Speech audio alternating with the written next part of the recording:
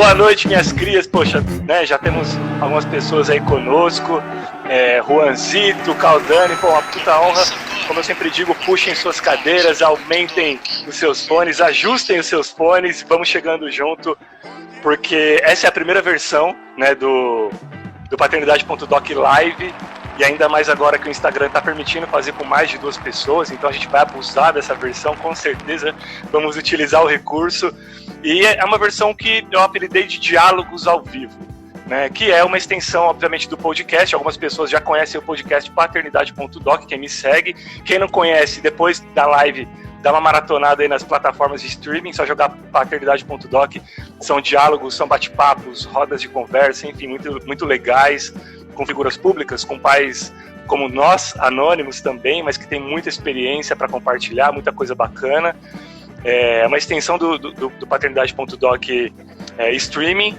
E a gente vai falar, cara, como eu até coloquei na descrição, na chamada, né, da live, vamos falar sobre as delícias, as nuances e as complexidades que é ter uma filha, que é ter uma menina para chamar de nossa filha, e principalmente vamos discutir também sobre masculinidade frágil, vamos falar sobre masculinidade tóxica, machismo, né, e nossos processos de autodesconstrução em torno desses assuntos também.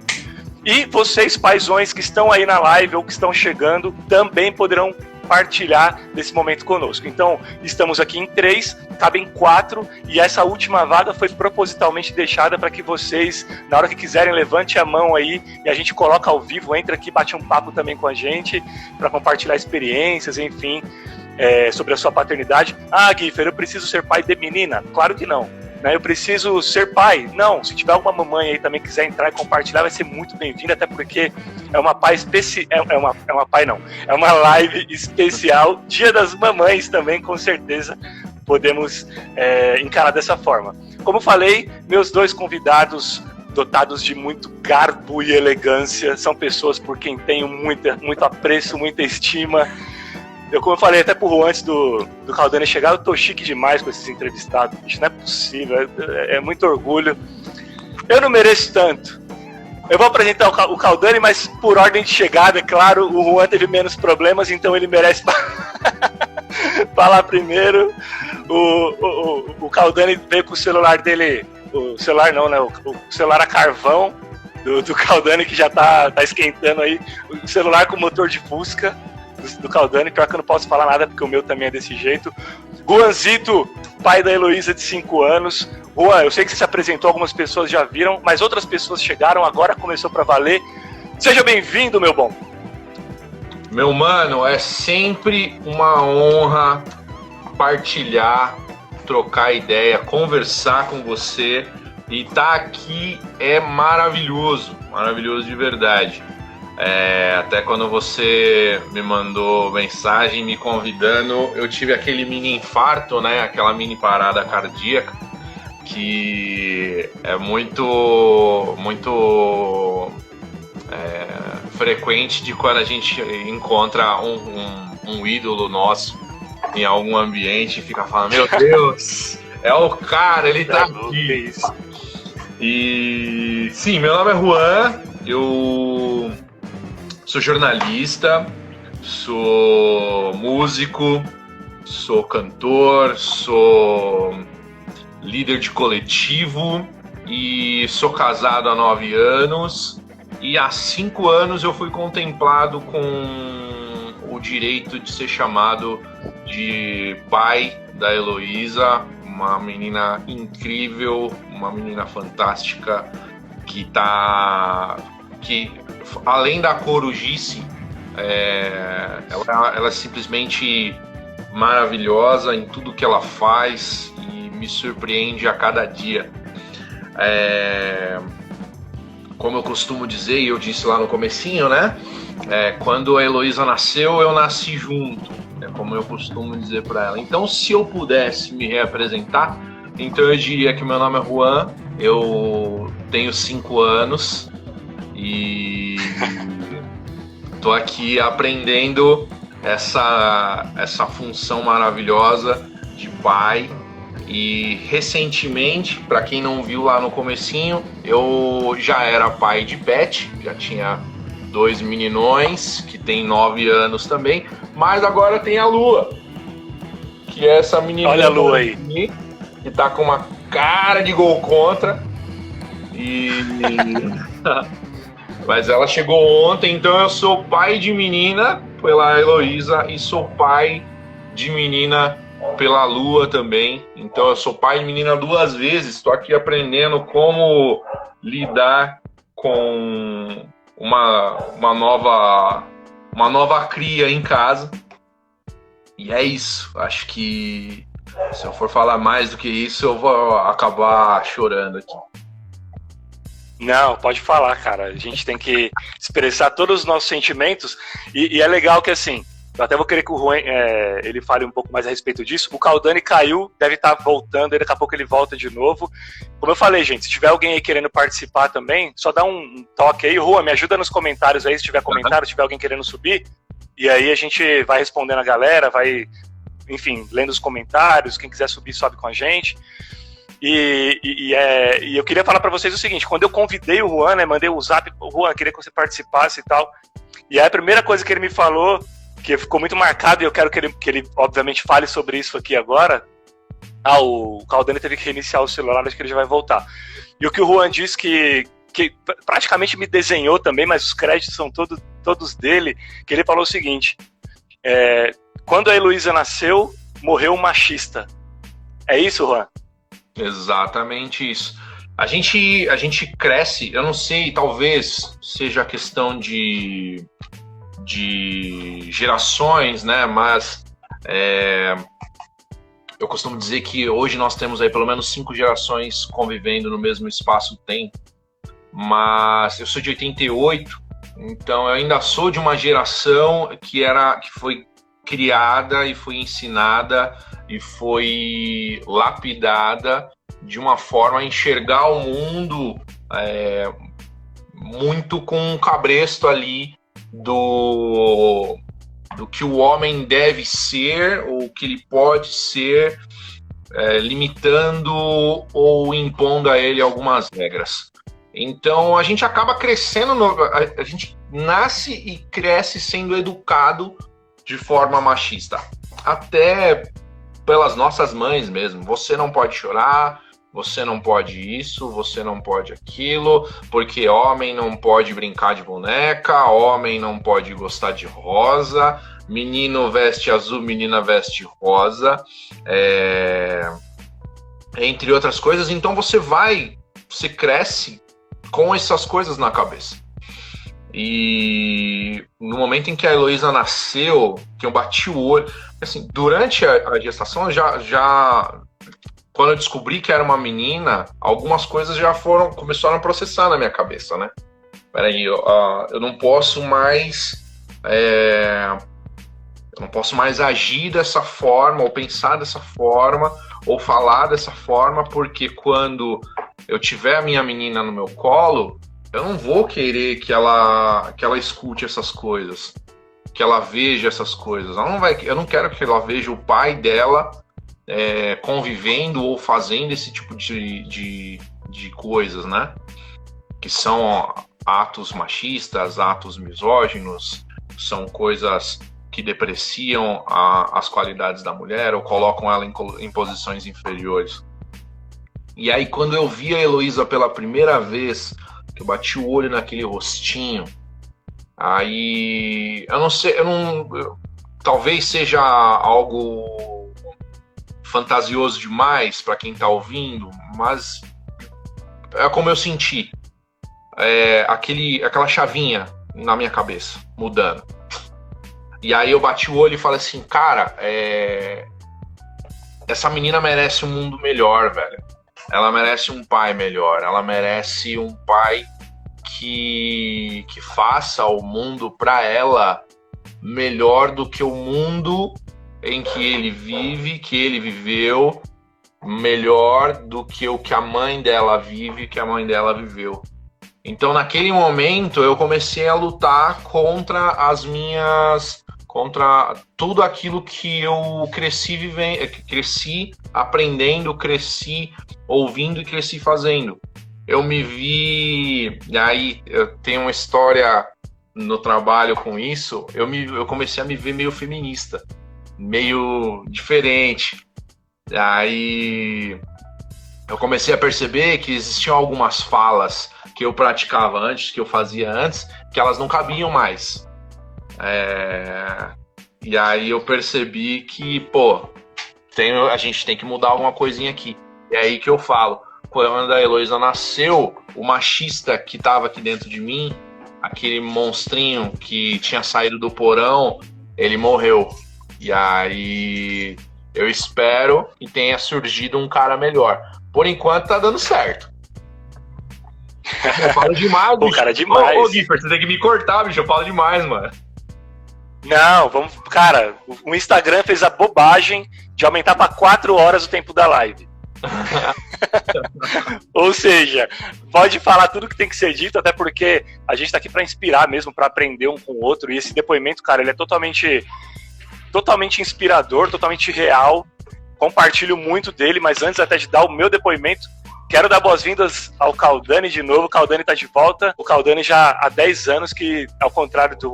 Eu acho que o Caldani nesse trio ele é um privilegiado, porque há 10 anos que ele já descobriu o maior amor do mundo.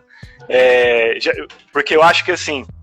Primeiro que eu considero que nós somos todos privilegiados em termos colocados mulheres no mundo. Mais mulheres no mundo, são muito melhores do que a gente, vão dominar o mundo, né? E além de toda a felicidade por si só, que é ser pai de menina, saber que colocamos no mundo alguém que vai mudar o mundo é muito prazeroso. E o Caldani descobriu isso já há 10 anos, né? Eu só há 7, o Juan há 5, perdi mais tempo, o Caldani perdeu menos tempo, dependendo das nossas idades, claro, matemática aí. Mas e aí, Caldani, cara, Giovana mudou a sua vida? Se bobear, a gente deve estar falando de uma sequência aí de idade que não deve ser tão diferente no aspecto de quando a gente teve esse prazer, né? Esse privilégio de ter uma menina, né? Eu tive quando tinha 35. Então, agora eu tô com Verdade. Um pouquinho mais de 35, né? Você já falou que ela tem 10, eu já entreguei a idade, né? Mas é com um corpinho de 33, 34, entendeu? Aí, tá vendo? E para mim foi muito importante esse convite, Fê, por conta de uma questão que desde que a gente ficou grávido, né? A gente não quis saber desde o início se era menino ou se era menina. A gente foi uma dessas pessoas diferentes, assim, que não quer saber no começo, né? Então a gente foi até o dia do parto, eu e minha esposa, sem saber se era menino ou se era menina, né? Teve um dia que a gente levou uma amiga nossa, né? Que ela foi, porque ela não conseguiu conviver com essa situação. Então a gente teve que levar ela até a médica, né? E a médica falou para ela, e ela não falou pra gente nem nada, mas ela que fez, ela que comprou o primeiro bodezinho para colocar, para vestir a Gi, para ela estar no hospital, né? Essa nossa amiga falou assim: não, eu não quero a minha sobrinha, né? A minha, enfim, vestida de amarelo, né? Tipo, que não é menino, que não é menina, blá, blá, blá, né? Essa história que daqui a pouco a gente entra nessa conversa também, né? A respeito das cores das roupas, né? Mas um ponto é que a gente foi até o final desse processo, né? Porque a gente pode falar sobre N coisas, né? E eu acho que esse fluxo da paternidade, ele me mostrou algumas coisas muito importantes. Quando a gente teve essa conversa a respeito de ter um filho, eu sou avô hoje, né? O meu enteado tem 26 anos, tem um neto de 5 anos, né? 5 para 6 anos, mas à época, né, quando a gente conversou, minha esposa já tinha um filho, né? E ela já estava numa idade que ela considerava meio perigosa, aquela questão que a mulher tem até uma certa idade para ter um filho e tal, né? E a gente sempre levou isso muito em consideração. E ela falou: olha, eu tenho uma pretensão, de repente, de adotar uma criança, e para você como é? E eu sempre tinha trazido isso comigo, uma vontade muito grande por conta da minha trajetória de ser pai, né? De ter um filho, não que eu não pudesse adotar ou fazer, né, esse outro processo, mas eu queria muito vivenciar isso por conta da minha casa, dos meus pais, da experiência que eu tive com a minha família, né? Eu sou do interior, família italiana, todo mundo, né, falando alto no domingo e coisas desse tipo. E a gente sempre teve essa proximidade muito grande na minha família. E eu sempre tive isso muito próximo, eu sempre tive muita vontade. E aí eu entro numa outra perspectiva, que é fácil pra caramba ter filho. É muito fácil ter filho. Agora, ser pai é foda. Porque isso implica numa coisa, cara, que eu também só fui aprender com o tempo, né? A questão da mulher que carrega a criança durante os 9 meses, passa por todo aquele processo ali. Eu tenho uma coisa comigo assim que, por mais que a gente esteja próximo, que a gente veja todas as mudanças, que a gente tire a maior quantidade de fotos possível, que a gente ame estar naquele ambiente, naquele momento, a gente se torna pai na hora que aquele pacotinho vem pro nosso colo. Porque ali você consegue sentir o cheiro, ali você consegue ver que existe um ser absolutamente indefeso que depende de você para qualquer coisa que ele vai precisar. Né? E nesse momento eu acho que cai uma ficha do ser pai, né? E aí com isso a gente renasce e a gente vai aprendendo tudo de novo. Quando você volta para casa, ao invés de 2 que foram para o hospital, você volta para casa com 3. E esse momento é muito emblemático, é muito forte, né? Eu lembro de um insight que eu tive no dia que eu estava que eu fotografei, né? Eu fotografei o parto da Gi. E os médicos já me deixaram num canto lá atrás, embaixo de um espaço, que depois de um tempo eu fui entender, né? Mas naquele espaço que eles me deixaram, se eu caísse para um lado eu não atrapalhava ninguém, para o outro também não, e eu podia até cair de frente que que eu não ia atrapalhar nada, entendeu? Se caísse pra trás, já caía no necrotério, então beleza. Não, eu tava encostado na parede. Eu tava na parede. Me botaram na parede, cara. Então, cara, não tinha erro. Eu não ia atrapalhar, cara. Eu não ia atrapalhar. E aí, depois que a Gi nasceu, depois que teve o processo lá do parto, de cortar o cordão, né? Eu sentei do lado da cabeceira, do lado da minha esposa, assim, e escutei o choro, né? E de repente aquele choro estava longe, não sei o quê, e eu do lado ali da minha esposa. Isso me deu uma sensação, foi a primeira vez que eu tive a sensação da iminência do momento. Cara, aquele choro entrou de um lado, falou assim: ô maluco, levanta aí, você tá com a câmera na mão, cara, ela só nasceu uma vez, ela só vai estar naquele lugar ali uma vez. Então a iminência do momento é essa, cara. Aquele momento não volta atrás. Aquilo ali que aconteceu naquele momento, ele não tem retorno. A partir daquele momento, é tudo em 3, é tudo que estiver acontecendo ali, é experiência para todo mundo que está nessa viagem que a gente está falando aqui, que é uma viagem de ser pai. E foi muito especial. E quando você sai do hospital, você já sai outro, né, cara? Porque você entrou no hospital, você não era pai, né? Claro, no seu caso, você tinha um enteado já.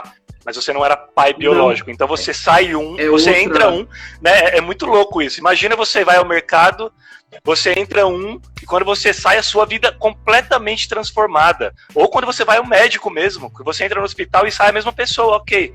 Mas imagina você entrar em um lugar, uma instituição, um estabelecimento, enfim, e sair outro ser humano. Isso é muito louco, né, bicho? Isso foi muito forte, cara. Foi muito forte.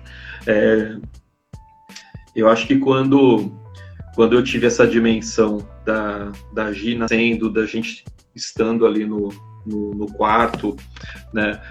Tô vendo até que a minha tia entrou aqui, cara. Eu vou chorar fácil, hein, cara.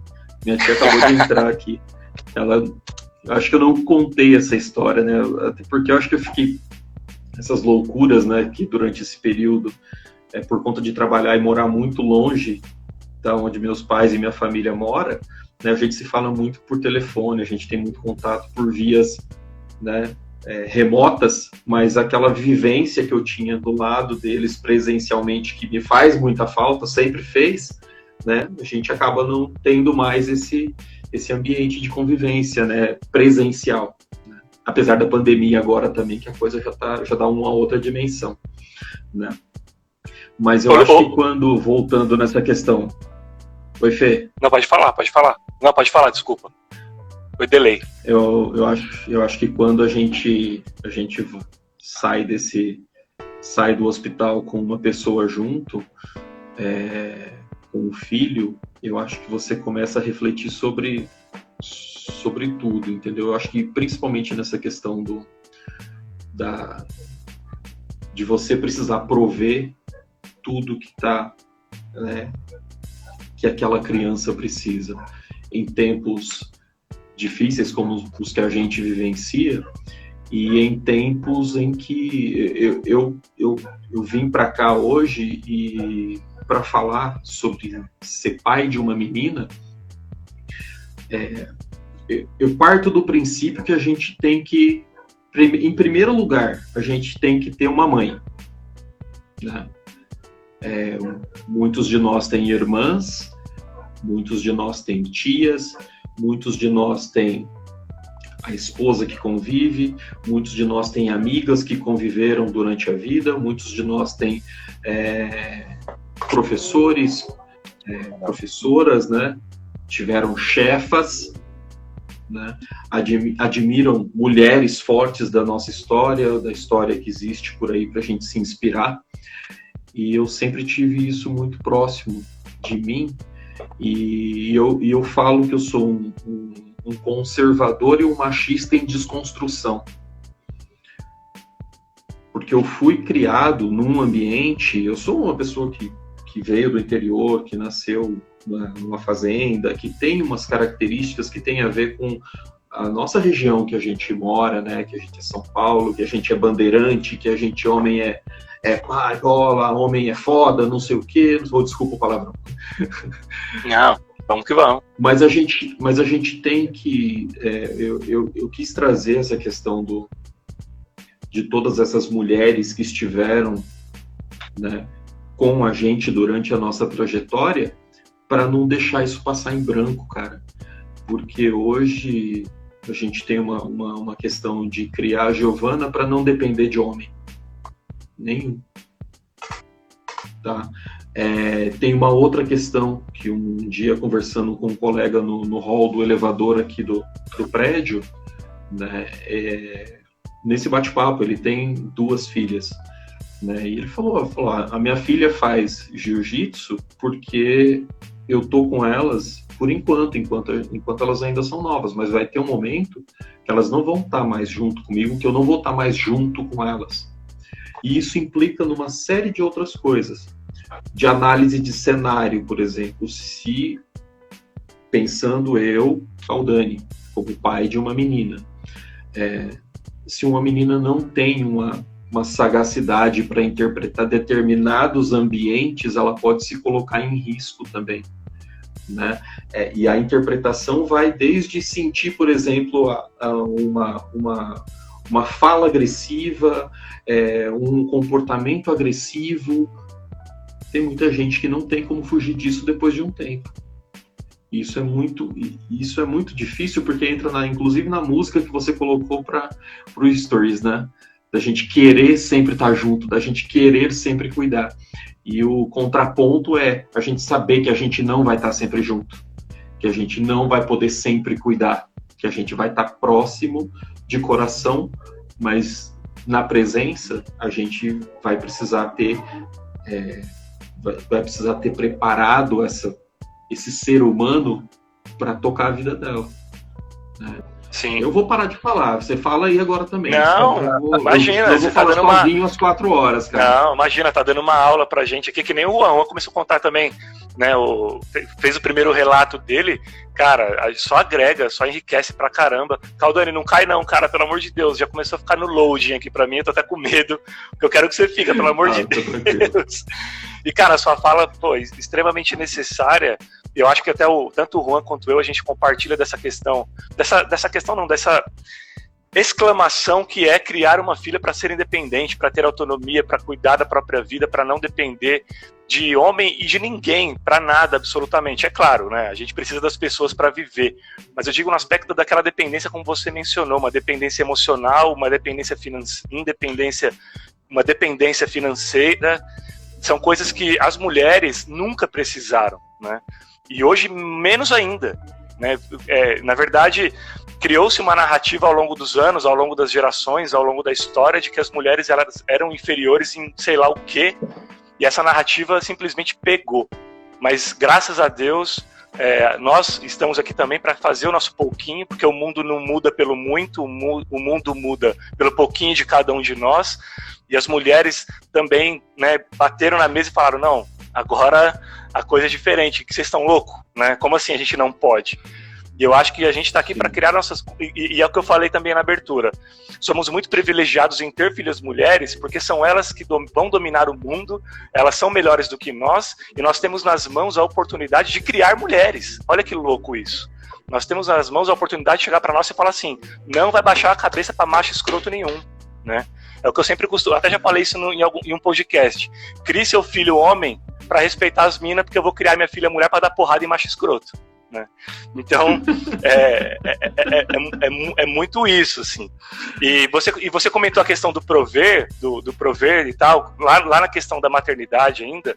Depois eu vou até compartilhar um pouco a minha experiência com a maternidade também, porque a minha ida à maternidade, ela durou 80 dias. Foram 80 dias de UTI que minha filha passou. Então eu vivenciei o lado B da paternidade quando minha filha nasceu. Depois eu vou compartilhar um pouco disso com vocês também. Mas eu queria perguntar para o Juan essa questão do prover, porque o Caldani até trouxe essa questão do, olha, né, o homem, ele geralmente tem muito essa questão do, poxa, agora eu tenho um filho, agora eu tenho uma filha, então eu tenho que prover algumas coisas. E esse prover geralmente está relacionado a quantias, a valores em dinheiro, a comprar as fraldas, a isso, e o afeto, ele se perde pelo caminho. É uma questão também de geração, é uma questão também cultural, né, das nossas gerações, inclusive, como o Caldani falou, somos machistas em desconstrução, porque fomos criados sendo machistas. Era a nossa referência, né? Então, é muito difícil também se desconstruir. É claro que temos que nos permitir a tal e temos nos permitido, mas não tem sido fácil. Fala sobre isso, Juan, pra gente, essa questão do prover, porque muita gente que assiste a gente agora, ou vai assistir depois no IGTV, ou vai ouvir nas plataformas, né? Tem muita aquela coisa de, pô, eu sou pai, eu já pago pensão, eu sou pai, eu já compro a fralda, tá bom, tá de bom tamanho. E, amigão, na boa, dinheiro, seu filho nem sabe o que é dinheiro, né? Já começa por aí. Seu filho não quer teu dinheiro, ele quer teu amor, ele quer teu carinho, ele quer tua presença. Podemos ter ausentes dentro de casa, nós temos abandono paterno dentro de casa, né? Segue aí, Juan, senão eu que não calo a boca. Tô me empolgando aqui. Cara, esse é um lance tanto do provimento material quanto do provimento sentimental, que eu tô muito do lado da curva. Porque, e aí eu tenho que falar um pouco da minha experiência de criação, né? Eu sou filho de pais divorciados.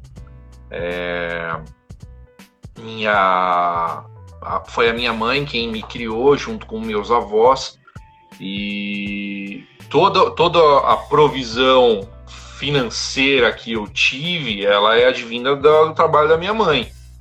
Então, claro, meus avós responsáveis também por boa parte disso, mas eu sempre tive a visão da mulher que sai de casa para buscar o sustento do filho. A mulher que sai de casa para bancar o filho, bancar as necessidades, bancar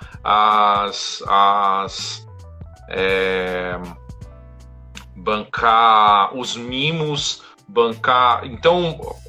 E na verdade, assim, eu até poucas vezes fiz o que eu vou fazer agora, mas a minha mãe, ela é fora da curva. A minha mãe é uma mulher espetacular, porque eu vi minha mãe trabalhando em 2 empregos, eu vi minha mãe abrindo mão de estudar, eu vi minha mãe abrindo mão de crescer e ter muitas coisas que ela poderia ter, porque ela tinha um molecote em casa que precisava. Então, e por outro lado, eu tive com o rompimento do relacionamento dos meus pais, com o divórcio, eu perdi a referência paterna. Meu pai não esteve presente. Eu não tenho, e por muito tempo também eu evitava falar disso por conta das lágrimas. Eu não tive referência paterna. Eu sempre achei. Eu tinha aquele negócio do tipo, pô, se eu falar que meu pai não foi tão bom, eu vou estar ofendendo meu pai. E. Que é uma defesa estranha, né? Porra, eu não tenho por que defender. E na verdade não tem por que ele ficar ofendido de eu falar a verdade. Ele não foi presente na minha vida, não foi presente na minha educação, na minha infância. E então eu não tive essa referência paterna. A minha referência foi total e completamente da minha mãe. Então, hoje, a minha referência para a Heloísa é a seguinte: você tem que ser quem você quiser, você tem que crescer e aprender a ser a mulher que é completa em si mesma. Porque se de repente você colocar toda a sua necessidade afetiva num cara, toda a necessidade financeira num cara e ele não te suprir, você não vai conseguir se suster em si. Você não é nem questão de não vou conseguir me manter financeiramente. Não, você desmorona. Você está colocando todas as suas referências, você está colocando a sua coluna em uma outra pessoa. Então eu crio a Heloísa, minha esposa e eu criamos a Heloísa, para que ela tenha nela mesma essa autossuficiência. Para que quando chegar o momento dela ter um relacionamento com alguém, ela possa ter a sua autonomia e poder completar outra pessoa dessa forma. Agora, a questão financeira, a gente educa ela de que, Heloísa, você tem que crescer, você tem que entender que as suas conquistas são suas e que você tem que conquistar as suas coisas. Você tem que ir atrás. Você não pode abrir mão das suas conquistas, dos valores e tudo mais por conta de outra pessoa. Aí entra muito o Caldani falou do negócio do não vou estar aqui, ou o que pode acontecer quando eu não estiver aqui, e aí eu assumi para mim um lance de que eu quero ofertar para a Heloísa tudo aquilo que eu não tive, mas principalmente que ela tenha memórias de um pai que ensinou coisas para ela. Então acho que as memórias, as referências nesse caso são o meu legado para ela. É isso que eu quero deixar para ela. Eu quero que no momento que eu não estiver mais aqui, ou que no momento em que eu não for mais o provedor dela, ela tenha referências boas de o que é ser provedor, referências boas do que é ser do que é ser o pai, que é uma referência que eu não tive. Acho que é isso. Cara, essa questão do prover no meu caso, é uma pedra no sapato, sabe? Pelo seguinte, na época, quando a gente decidiu ter a Gi, eu trabalhava, minha esposa trabalhava, eu estava bem colocado à época, né? E uma das coisas que eu tinha para mim, que falei assim, não, eu vou ter um filho quando eu estiver bem financeiramente, para poder dar sequência, para poder prover coisas boas para esse meu filho, né? Coisas que eu tinha vontade de fazer. Assim, eu sou fã dos meus pais, são pessoas extremamente humildes, extremamente queridas, guerreiras, minha família, minha avó, né? Então eu tenho essas referências muito fortes de pessoas que cortam um dobrado, como vamos dizer assim, para criar a família, né? Eu tenho essa referência muito forte também. E eu falei, não, eu quero tentar, né, aproveitar o gás que eu tenho para queimar aí, para chegar no momento que eu tiver estabilizado numa situação legal, eu consigo ter um filho e prover coisas boas para ele também, né? E assim foi. A gente teve a Gi, aí depois que a gente teve a Gi, eu saía às 7 horas da manhã para trabalhar, voltava às 10h30 da noite, né? Eu morava em São Bernardo e trabalhava na Berrine.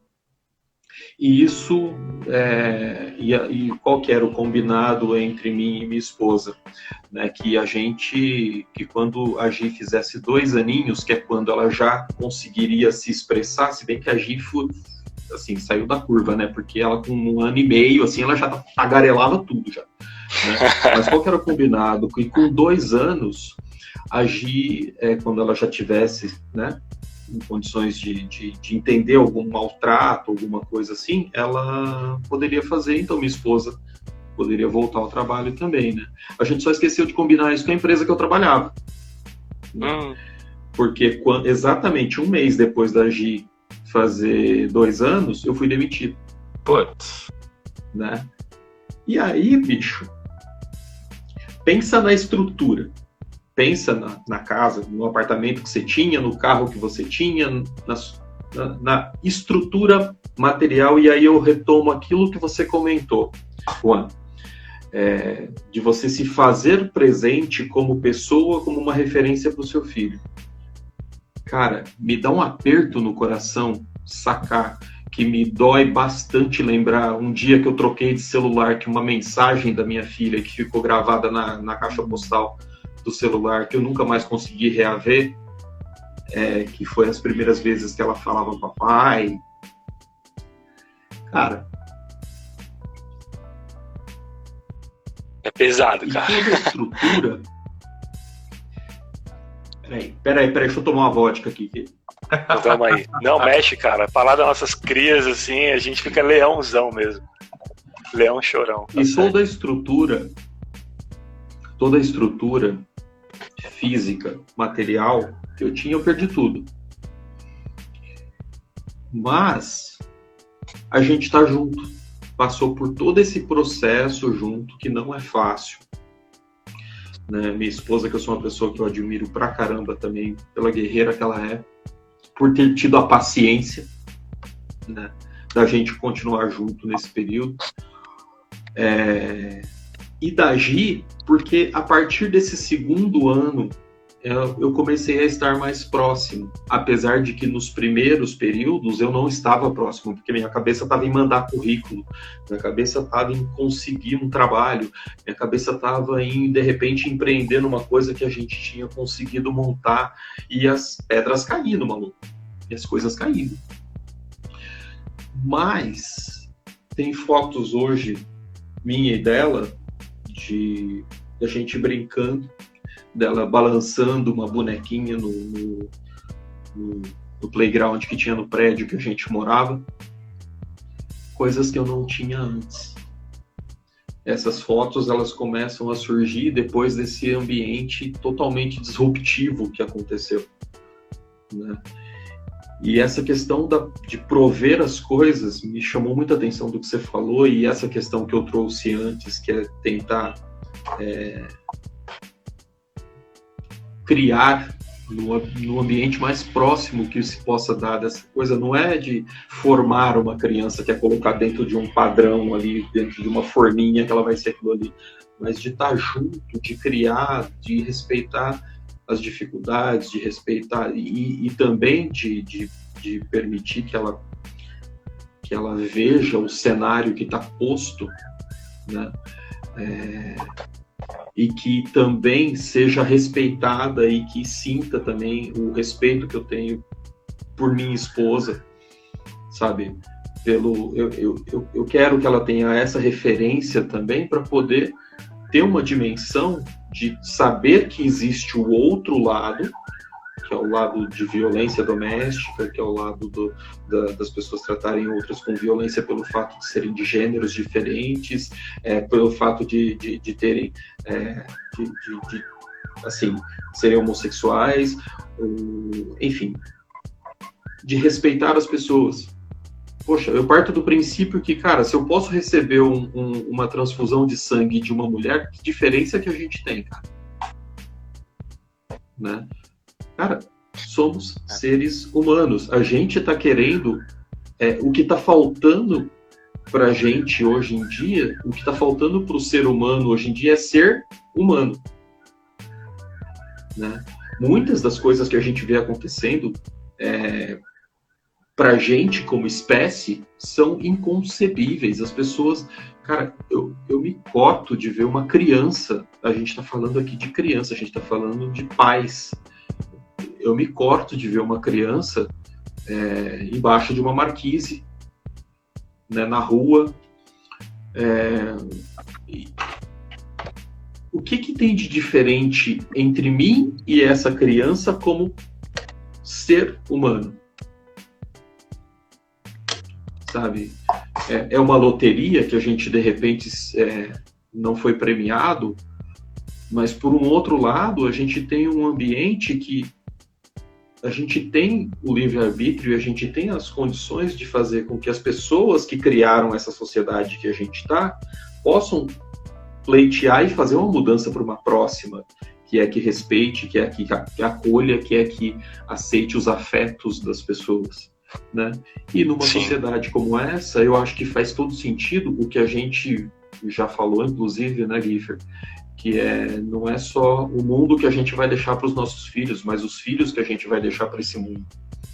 Sem dúvida. Porque daqui para trás já fez muita merda, cara. E até dentro dessa linha de que, poxa, queremos tanto deixar filhas... né, comemoramos o fato de ter mulheres, de ter filhas mulheres, porque a gente tem oportunidade de criar pessoas que estão realmente mudando o mundo, que são melhores do que nós homens, mas ao mesmo tempo, eu não sei se vocês, de repente, compartilham do mesmo receio, a gente cria as nossas filhas para fazer exatamente o que o Caldani falou, para tentar diminuir essas diferenças até sociais, né?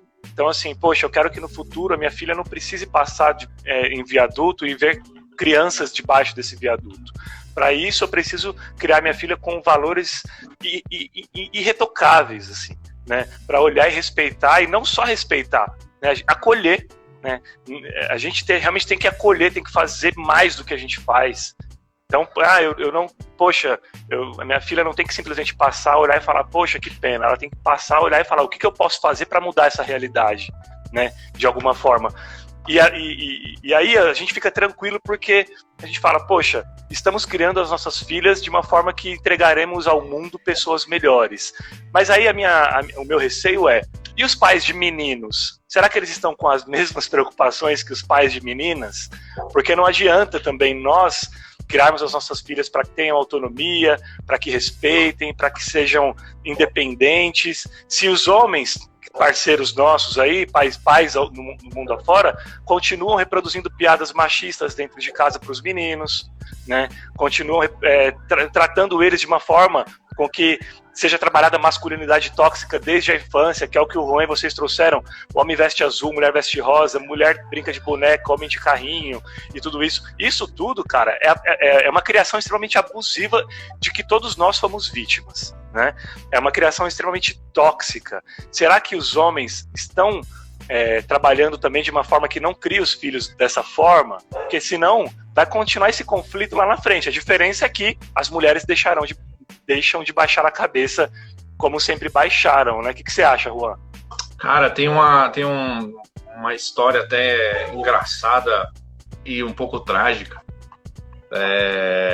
Durante a nossa gestação, eu tenho um amigo queridíssimo, que ele foi pai antes de mim, e ele tem 2 meninos.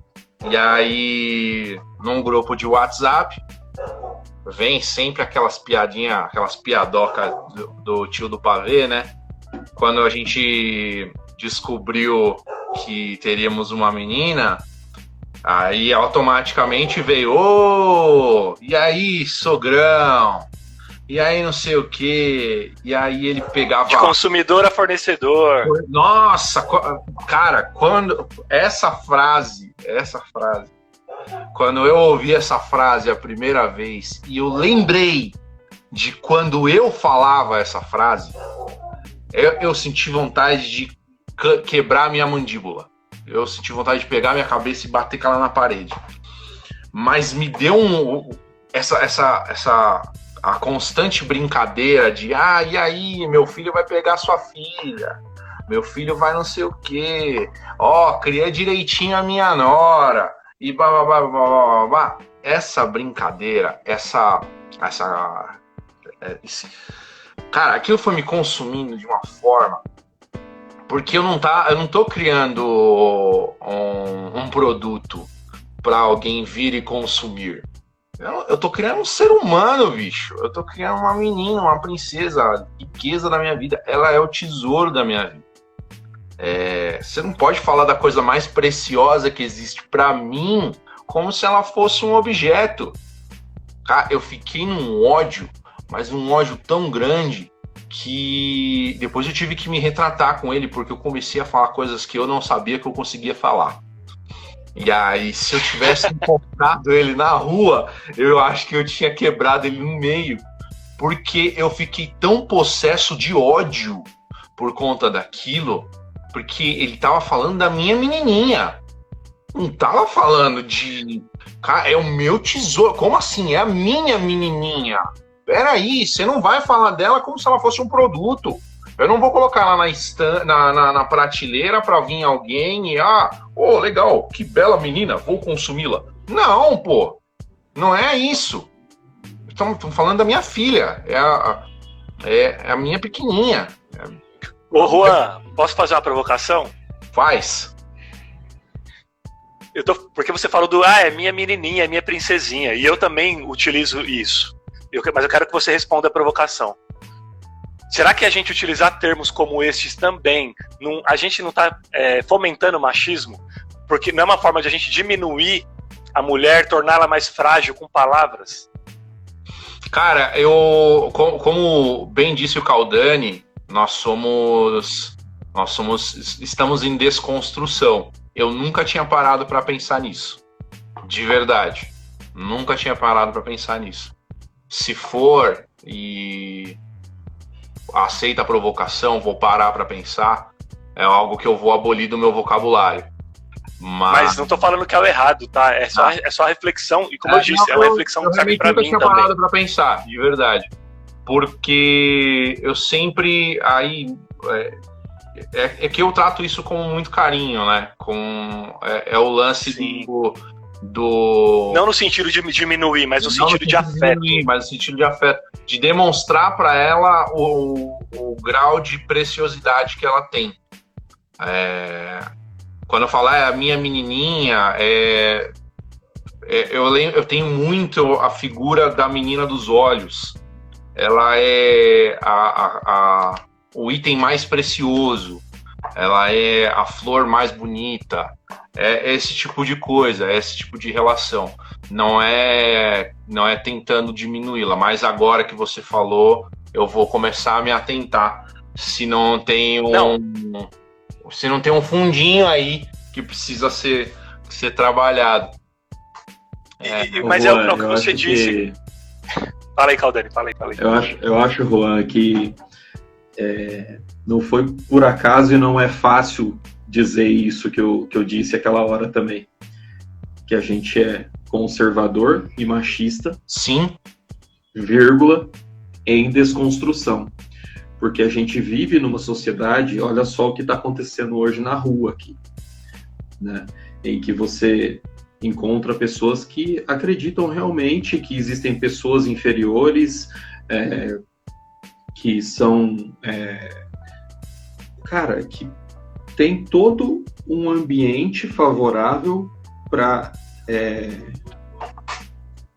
criar condições para que a gente continue formando homens machistas, homens conservadores, homens violentos, homens que resolvem as coisas na porrada e não na conversa. É curioso, porque esse é um cenário que eu sempre tive muito muito nítido para mim, assim. Eu sempre fui da turma do deixa disso, cara. Apesar de ser um cara grande, ser um cara, né? Agora eu tô grande e gordo, né? Mas enfim, sempre fui um cara forte, né? E eu sempre fui da turma do deixa disso, né? E isso me chama atenção também por conta de eu ter nisso uma referência do meu pai também, né? Que é curioso, né, nessa questão de formação, né? Minha mãe falava quando eu era pequeno que se eu brigasse na rua e voltasse para casa, eu ia apanhar em casa também, né? Até que eu não brigava e eu só apanhava na rua, né? Aí um dia ela falou assim: não, agora também você não vai mais apanhar, agora você vai bater na rua. Eu batia na rua e apanhava em casa também, né? E eu falei, pô, eu fiquei meio em dúvida agora de como que rola isso, né? Onde que tá compensando apanhar menos? É uma alegoria. É uma alegoria injusto, que fala... meu. Mas, cara, eu entendo totalmente isso que você comentou a respeito de quando alguém fala de algo que eu acho que, assim, todo esse nosso afeto é por conta de ser uma parte muito importante da gente. E na gente, não é só da gente, é também nossa, né? Então, é uma extensão nossa, né? É uma extensão nossa que a gente tem esse cuidado e esse carinho para fazer com que as pessoas respeitem. Se você não me desrespeita, por que você vai desrespeitar a minha filha? Eu acho que vai nessa linha, né? E a pessoa assumir que um desrespeito à minha filha também é um desrespeito à minha pessoa. Eu acho que são coisas que vão se compondo dentro desse cenário que a gente vive de desconstrução cultural, né? Isso Oi, Fê. Não, fala que pode falar. Eu queria só lembrar mais uma, só encaixar mais uma conversa nessa linha, já que eu falei que, né, eu tive uma criação que era meio chantilly, quanto mais bate, cresce. Quanto mais bate, mais cresce, né? Mas não era uma coisa assim que hoje eu trago para mim como sendo, como eu estou falando aqui, a gente está falando de culturas, de cultural, de ser uma coisa cultural, de ser uma coisa trazida e naquele momento considerada como sendo boas para nossa formação. Você quer ver quando eu tive um link, um clique, que a coisa pegou forte para mim? Teve um dia, a Gia aprontando alguma arte, fazendo alguma brincadeira, não sei o que lá, que me irritou, que não sei o que, nessa época que eu trabalhava, né, 16, 14 horas por dia. Ela fez alguma coisa que eu falei assim: para com isso, senão eu vou te bater. Cara, na hora que eu falei isso, cara, eu caí em mim e falei, cara, meu, é muito louco, cara, porque assim, caiu um negócio, ruiu um prédio, cara, porque eu com meu 1,85m, 83 e eu falei isso para uma criança, cara, que ela devia estar com... Cara, ela era bebê. Ela tinha 1 ano e meio, quase 2. Cara, na hora que eu falei isso me deu me deu uma coisa ruim. Eu não estou julgando lá atrás, quando minha mãe, quando eu tive essa formação mais trazida por aquilo que culturalmente era aceito e replicado na época que eu morava em fazenda, mas quando isso aconteceu para mim, de acordo com as coisas que eu fui criando, com o repertório que eu fui criando durante a minha vida, virou uma chave. Virou uma chave no sentido de ser essa pessoa em desconstrução, porque é uma covardia gigante que eu sinto. Eu não teria tanto que, cara, a Gi não sabe o que é isso, entendeu? A gente sempre conversou muito com ela. Tem uma questão também de você respeitar a inteligência da criança também, né? Da gente brincar e da gente conversar. Eu sinto que eu brinco menos do que eu poderia e do que eu gostaria com ela, mas essa proximidade, ela dá a dimensão de laços de afeto mesmo.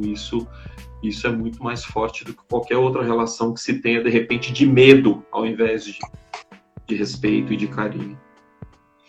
Desculpa, você estava falando... Não, imagina. Não, totalmente dentro do contexto e até sobre essa questão das piadas, né? Que a gente está falando que, poxa, a gente acaba reproduzindo situações, estamos em desconstrução.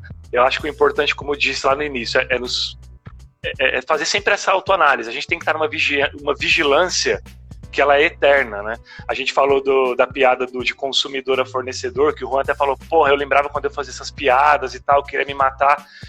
E eu acho que era, cara, é o tipo de piada que eu também fazia, né? Porra, também fico com vontade de bater a cabeça na parede quando lembro que fazia. Mas o que mais me preocupa é saber que quando eu fazia, o pai da criança não me socava, sacou? Porque ele também tinha esse mesmo pensamento, provavelmente. Provavelmente quando o colega dele engravidava, nascia o filho do colega, ele fazia a mesma piada. Então hoje a gente querer bater a cabeça na parede por ter um dia feito uma piada de cunho machista, enfim, uma piada que fomente masculinidade tóxica e tudo mais, é digno de pessoas que estão em desconstrução e que precisam se permitir também, e que a qualquer momento vai acontecer alguma coisa, algum deslize, mas o importante é você sempre pegar o deslize no ar e falar, esse deslize de novo eu não vou dar mais. E eu trago até para a minha questão de trabalho, assim, né? Eu tenho trabalhado muito com paternidade nas redes sociais, e lá na outra página, paidemenina.fernandogiffer, sempre postei muito meme, inclusive memes, esses memes do tipo, o homem, o meu genro na porta de casa e eu armado dentro esperando ele chegar e tal, essa coisa de, porra, vou matar o meu genro, o dia que vier algum homem se aproximar da minha filha, eu vou matar ele. Sempre postei muito meme sobre isso, inclusive lá na minha página. E, cara, minha filha hoje está com 7 anos, eu tô falando de uma desconstrução nesse sentido que aconteceu há poucos anos. Minha filha já tinha o quê? Uns 3, 4 anos e ainda postava isso. Não posto mais, perco seguidores, sacou? Não posto mais meme babaca nesse sentido, pelo menos quando eu acredito que aquilo ali não agrega nada. É engraçadinho, é só uma piada. É uma piada, mas eu tô fomentando machismo, cara. Sacou? Qual o problema da minha filha se relacionar com alguém quando ela tiver idade para isso, consciência para isso, com alguém especial que cuide dela, que respeite ela e que ela respeite essa pessoa? A minha filha tem o mesmo direito que eu tive. Ela tem o mesmo direito que o filho do meu colega tem, né? Então não faz sentido eu ficar entrando na pilha de que, poxa, não, é o tipo de pilha que a gente não tem mais que entrar.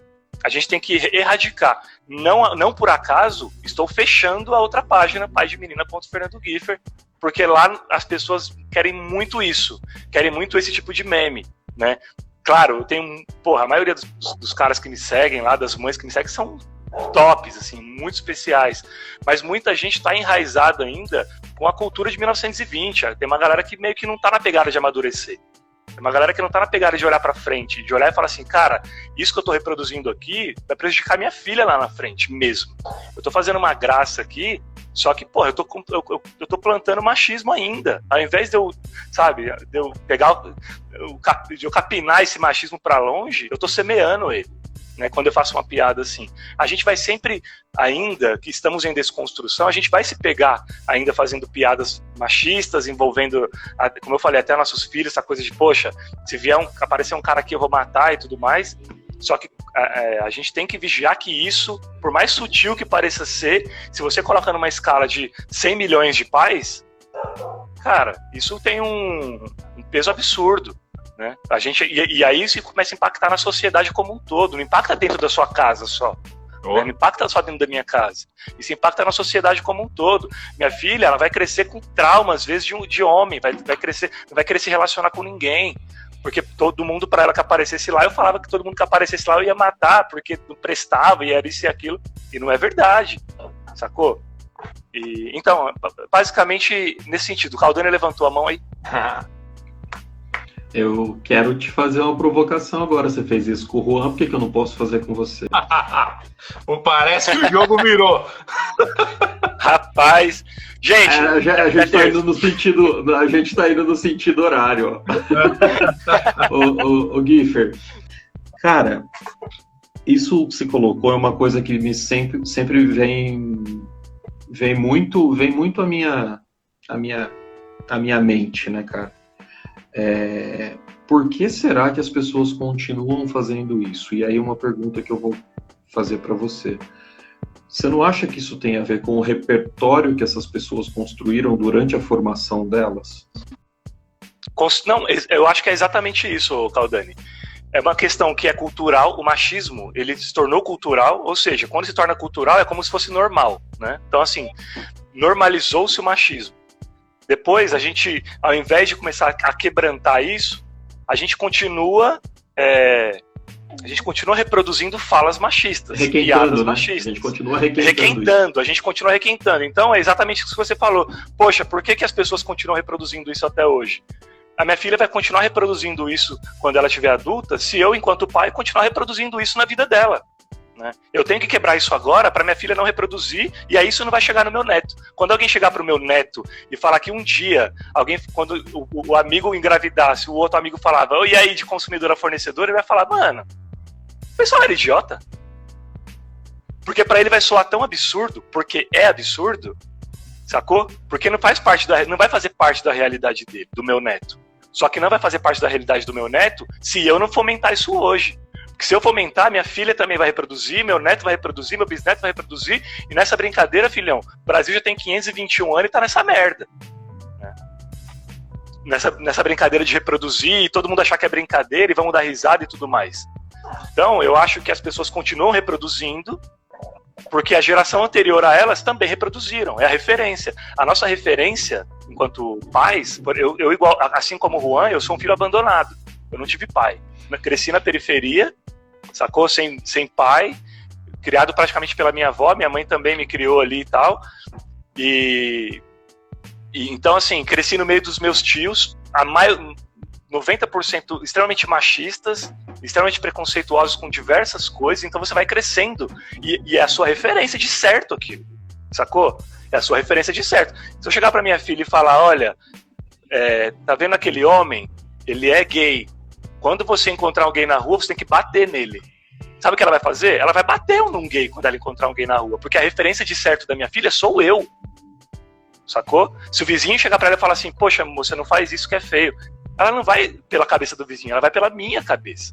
Então eu tenho a obrigação de criar minha filha. Por isso que a gente falou lá no início da questão da grana. Tem muito pai que dá pensão e desaparece, pega o filho no domingo pra levar no bar pra mostrar pros brothers, tirar uma foto e postar no Facebook. Amigão, você não tá criando seu filho, não.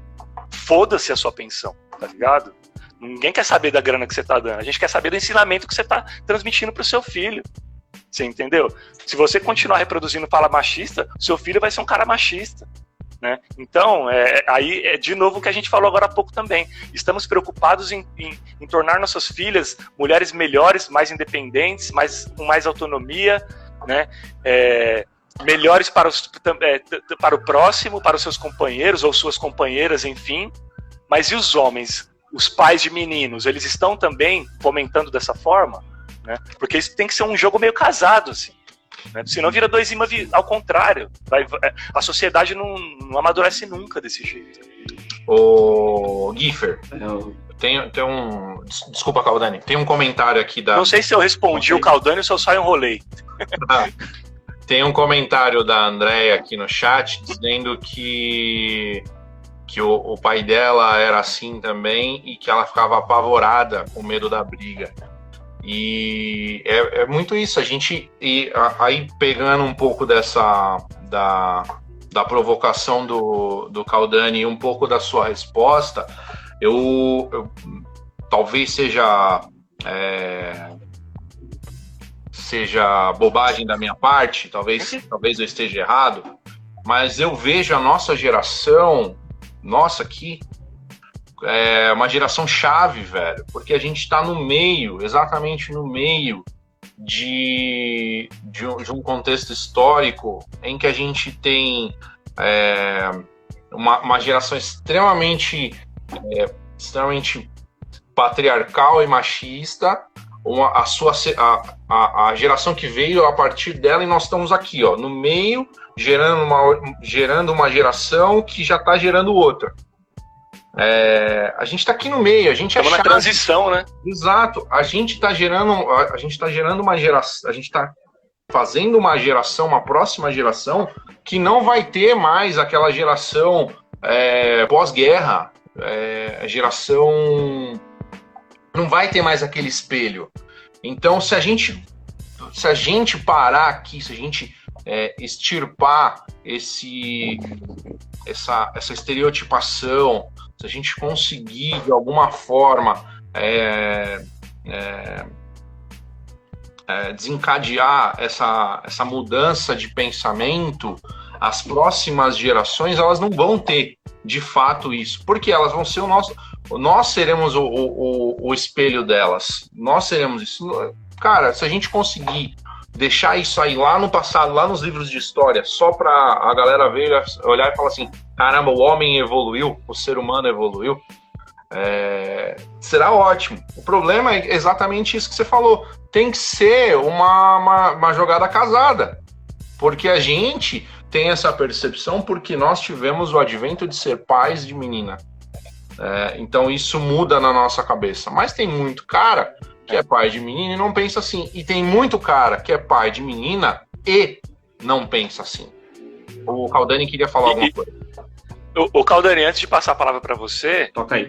Eu acho que uma reflexão que todos temos que fazer é o seguinte: a gente não tem que ser pai de menina para deixar de ser macho escroto, né?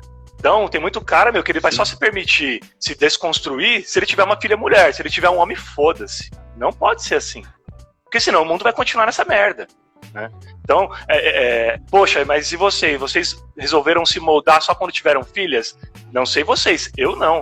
Eu tô num processo de autoanálise, de olhar pra mim e falar como eu sou babaca já antes da minha filha nascer, né? Quando você começa a estudar um pouco, você começa a ter uma visão mais analítica, você começa a olhar para a sociedade, você começa a ter um olhar mais generoso com o próximo, você começa a olhar e aí você consegue se colocar num espelho em que você olha e fala, meu Deus, que cara babaca, eu preciso me livrar desse cara. Eu não preciso ter uma filha para saber que eu sou babaca. Só que eu preciso me permitir essa desconstrução. Eu preciso querer me tornar um ser humano melhor também. Desculpa, Caldani, vai lá. Imagina, eu acho que esse movimento de se perceber também passa por algo que a gente vai construindo durante a nossa trajetória, né? Porque para quem não tem esse momento de start em relação a algumas coisas, a vida segue no flow, a vida segue como sempre seguiu. Os laços, as amizades, as pessoas com as quais elas se relacionam reforçam até anotei enquanto você estava falando, Giffer, esse machismo estrutural. A gente tem algumas coisas estruturais muito fortes e muito pesadas na nossa sociedade. A gente é uma sociedade racista estruturalmente, machista estruturalmente, e isso tudo... Homofóbica estruturalmente. Homofóbica estruturalmente. E isso tudo repercute no ambiente cultural que a gente está imerso. E, normalmente, a voz, quem grita mais, é quem determina, de certa forma, o patamar que essa sociedade vai seguir. Quem grita mais, quem é mais violento. O fato da gente saber disso coloca uma responsabilidade ainda maior, que é encarar isso de frente, sabendo que isso vai acontecer e que comportamentos, experiências, repertórios que a gente construiu para nossa desconstrução como machistas, como homofóbicos, como racistas, enfim, como uma série de comportamentos prejudiciais para o outro, eu acho que a nossa responsabilidade se torna ainda maior em relação a isso, né? Que é não deixar, que é não desaparecer com isso, como o próprio Juan falou, da questão dela estar nos livros de história, dessa história não ser uma história desvirtuada, porque também tem isso, né? Até o que vem no material pedagógico das escolas públicas, enfim, das cartilhas Caminho Suave da minha época, lá do século passado, tudo isso tem um sentido. E a gente, que é da área da educação, né, Giffer, a gente tem uma responsabilidade ainda maior, que é baseado nessa análise de cenário que a gente tem, tentar contribuir para a formação de filhos que sabem que isso existe, né? E que quando tiverem contato com algum material que fala sobre que os negros vieram da África, não, os negros não vieram da África, os negros foram sequestrados da África e foram colocados aqui no país. E toda a estrutura social que se deu a partir desse momento de escravidão repercute até hoje. Que história é essa da assinatura da Lei Áurea, que no dia seguinte estava todo mundo solto, só que sem lugar para comer, para plantar, para ficar, e aí na sequência você já coloca uma lei, que era a lei, eu esqueci o nome da lei agora, que era a lei da vadiagem. Como é que você coloca uma lei logo depois de você ter libertado essas pessoas e deixa elas por aí, né? Enfim, existe uma construção social que a gente está imersa e que é meio que trabalho de formiguinha mesmo, e a gente não vai sair na rua gritando e dando porrada na galera falando o seguinte: você vai ter que assumir isso que eu tô falando para você, porque isso não é o nosso espírito. Pô, se a gente não consegue isso que a gente acabou de falar aqui agora, de ver uma criança como sendo submissa ao ponto de eu ter uma atitude violenta de bater nessa criança, pelo amor de Deus, né?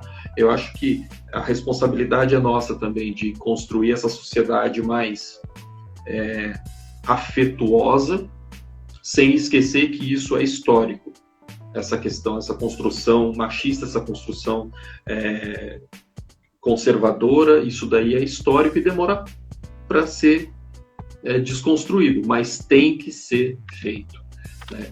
Então eu espero, o ser pai de menina num cenário como esse é altamente desafiante para mim e para ela, porque sabendo disso eu sei das dificuldades e dos desafios que ela vai enfrentar, né? E ela, sabendo disso, ela, de certa forma, eu espero que ela esteja mais preparada para esse ambiente, de sacar nas entrelinhas oportunidades para ela se preservar e também mudar realidades que existem, né? A minha esposa faz muito isso também. Minha esposa é uma pessoa que eu admiro pra caramba. Ela é uma pessoa extremamente à frente do vamos dizer assim, na questão de visão desse aspecto de não ter melindres, de não ter esses tabus, de conversar coisas sérias com uma criança, né? E eu aprendo muito com isso também, por conta dessa questão que eu te falei. A gente vem de estruturas diferentes, né? Ela sempre foi daqui, eu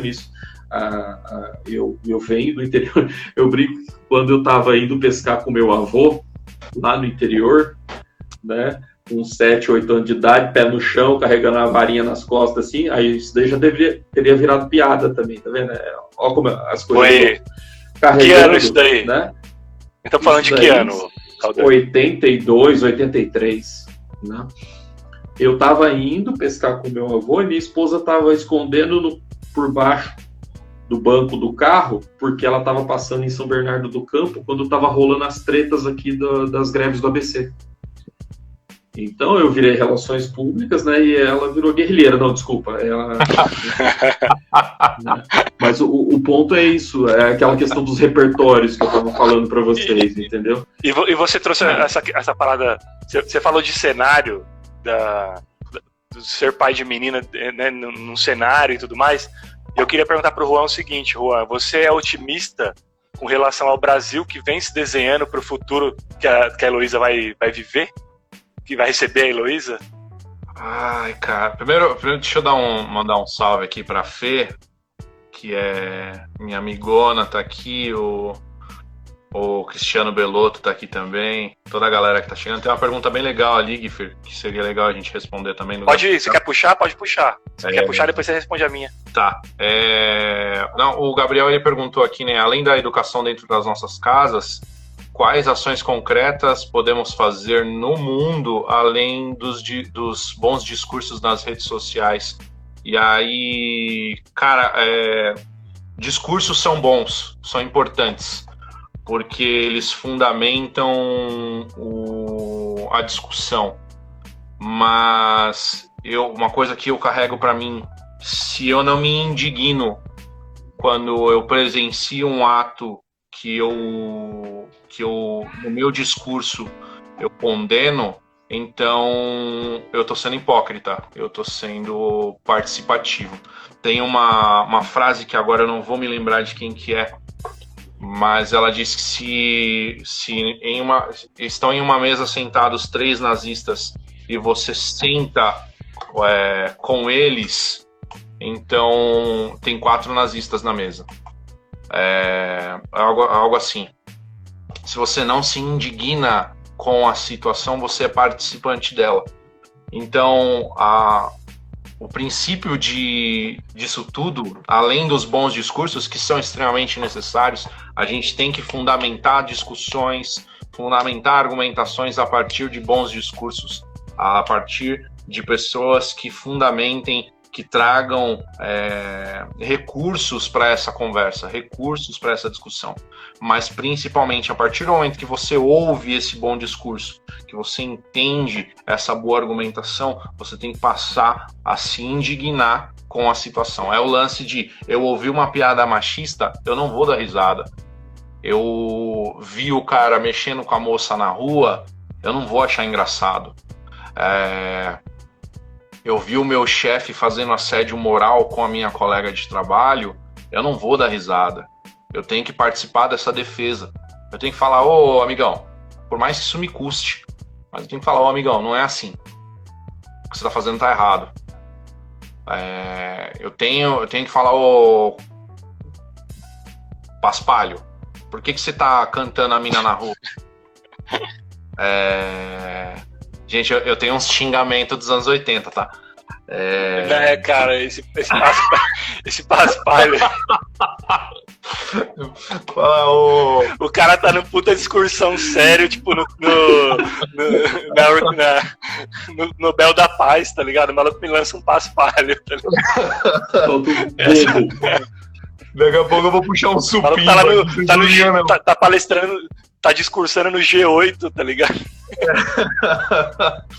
Não, a gente tem que passar a se indignar, cara. A gente tem que começar a se indignar, de verdade. A gente precisa começar a se indignar. Mas não só no âmbito do sentimento, do pensamento, mas também nas ações. A gente tem que começar a falar, não é assim. Eu vi esses dias um vídeo daquele antigo programa que passava na... Ai, meu Deus, eu não lembro a emissora. Aquele programa que já era ruim e ficou pior, que era o Pânico. Band? Acho que na Band. Band Rede TV. Band, E aí... Mas, eventualmente, eles faziam algum entretenimento que tinha um fundinho de socioeducativo.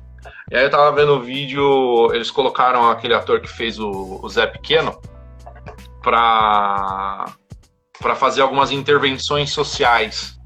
E aí tem uma situação em que a modelo, a atriz, tá num ponto de ônibus e vem um cara e começa a cantar a mina. E aí, não sei o que, pá, vamos lá e tal.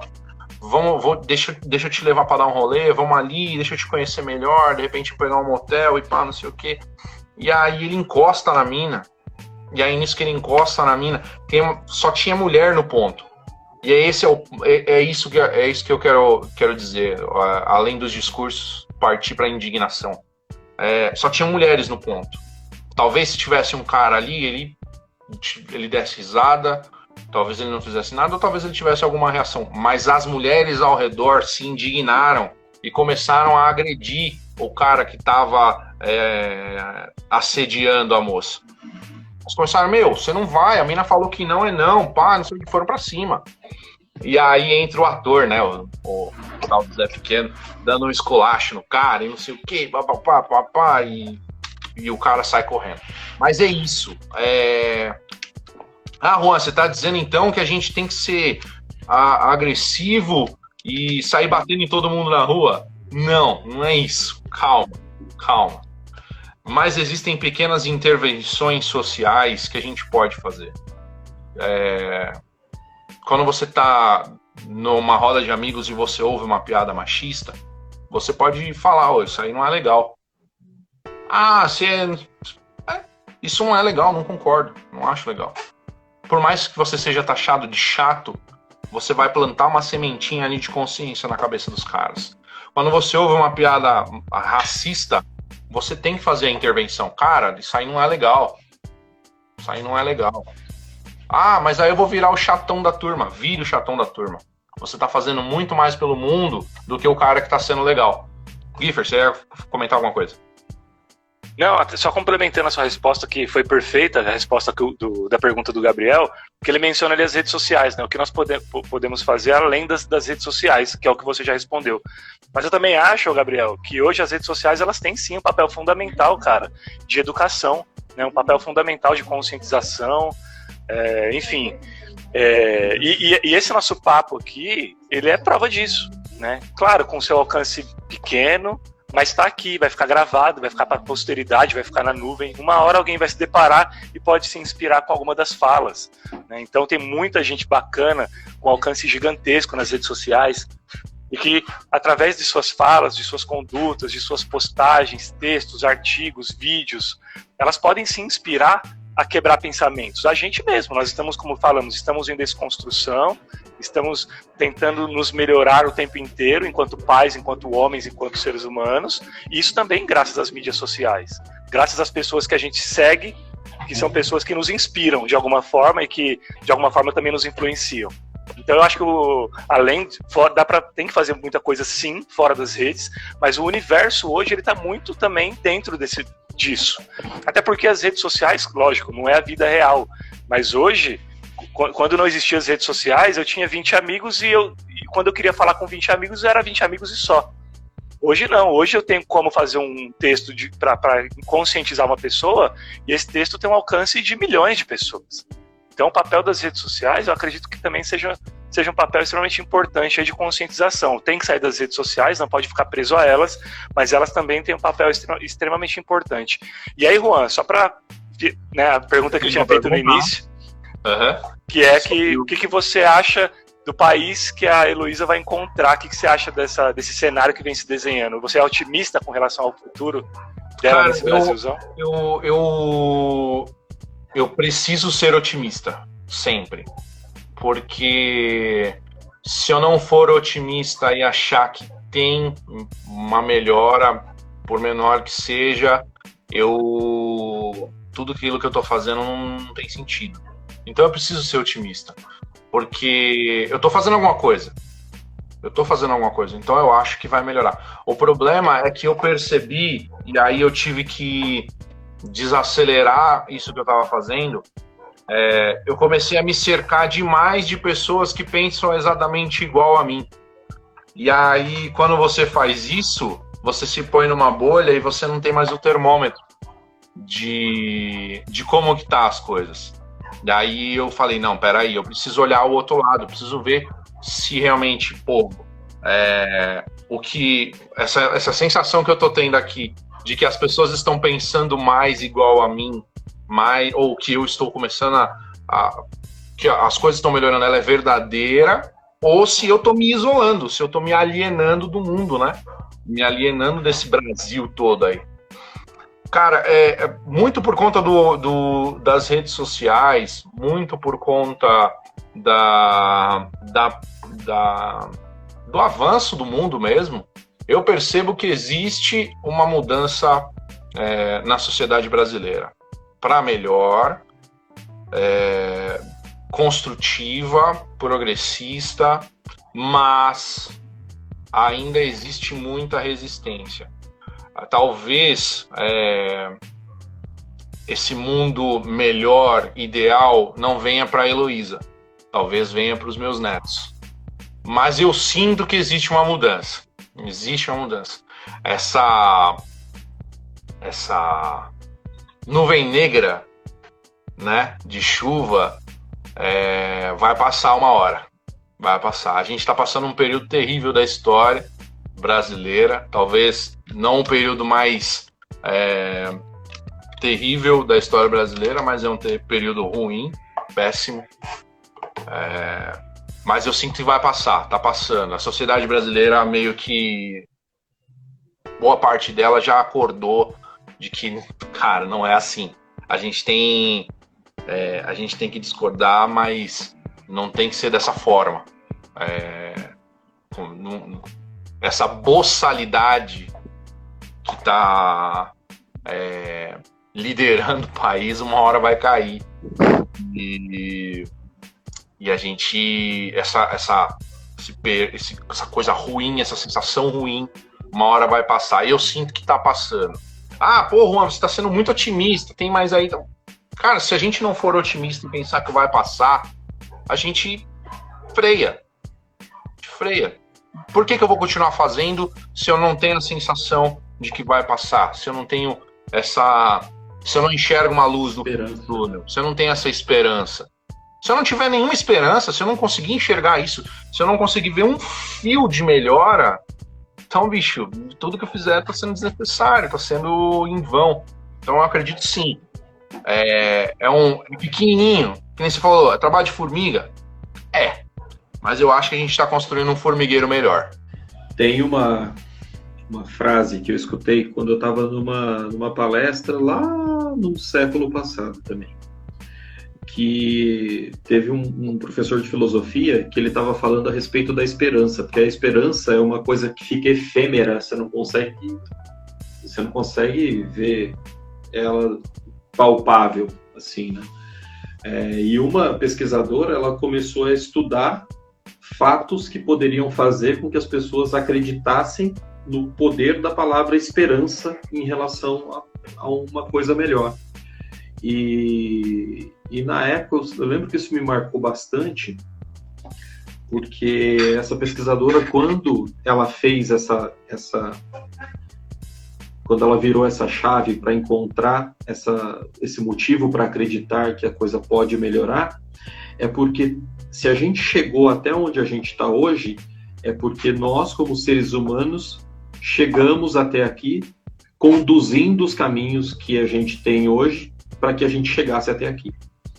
E quando a gente, como ser humano, quiser que essa situação seja mudada, a gente também tem condições de fazer com que isso vá para outro caminho. Como ser humano que trouxe isso até aqui.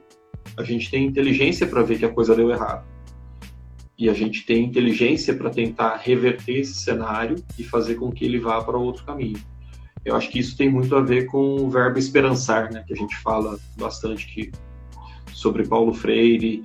É uma esperança ativa, é uma esperança que constrói esses caminhos que o Juan falou, que você falou.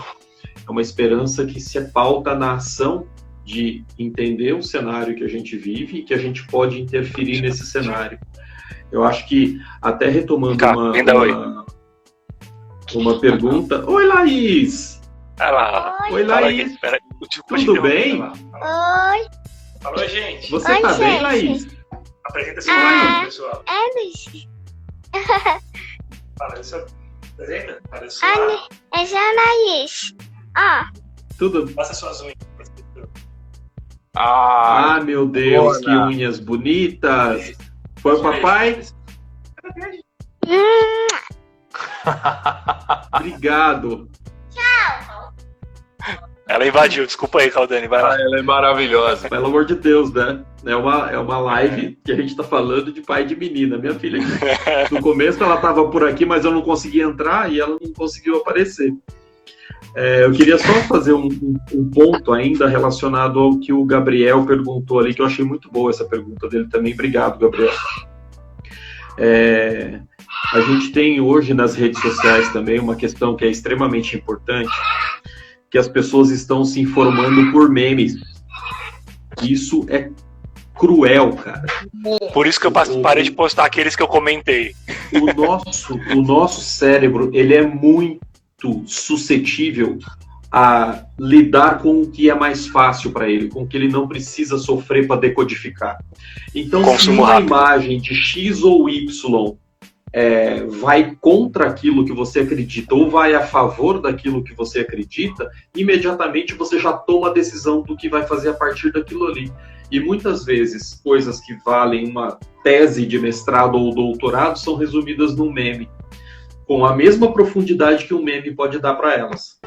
Então a gente está numa sociedade que ela está querendo transformar tudo em consumo rápido e fácil de informações, e os perigos que a gente está assumindo por conta disso estão totalmente ligados a isso também.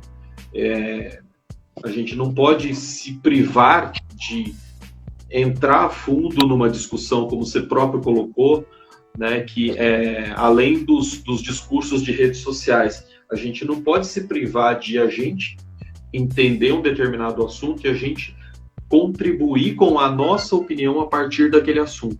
Mas não pode ficar só numa questão, como você próprio disse, dos discursos das redes sociais. Isso tem que fazer parte da sua prática, tem que fazer parte do dia a dia.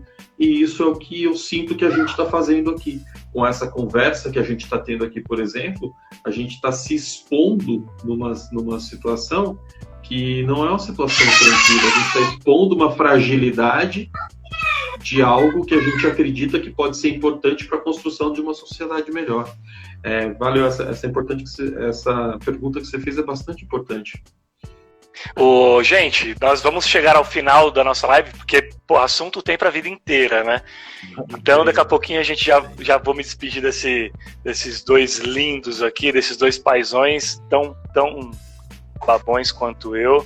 Mas antes de terminar, eu quero fazer uma pergunta para vocês aqui. Eu queria saber, primeiro do próprio Caldani aqui. Caldani, você já perguntou para a mãe da tua filha qual a opinião dela sobre a tua paternidade? Não. Sinceridade, velho, sincerão. E você, Juan? Cara, eu até queria dizer que já, mas eu ia estar mentindo. E aí, como vai ficar gravado, e ela tá aqui do meu lado, ela vai tacar o controle do videogame na minha cabeça pra dizer que eu tô mentindo. Então, não, nunca perguntei, velho. Nunca perguntei. Mesmo sem perguntar, o que vocês acham que elas acham da paternidade de vocês?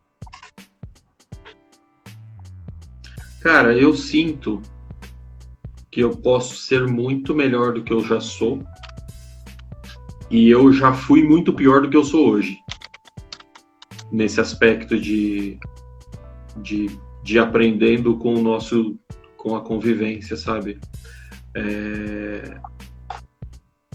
É